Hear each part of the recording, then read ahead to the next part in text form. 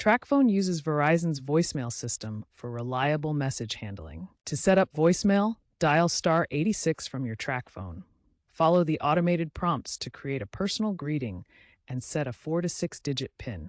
No internet connection is required for this basic setup. To check your messages, dial star 86 again, enter your PIN when prompted, and follow the menu options to listen to your voicemails. For compatible smartphones running Android version 8.0 or higher, or iOS 12 or higher, download the My Tracfone app and enable visual voicemail to preview and manage your messages directly from the app without needing to dial in.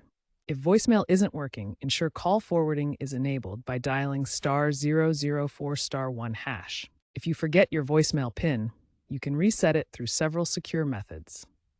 The easiest method is using the My Tracfone app or website. Log into your account, then navigate to the voicemail section. Request a PIN reset via email or SMS. Alternatively, call Tracfone customer service at 1-800-867-7183 or dial 611 from your Tracfone. Be aware of phishing scams.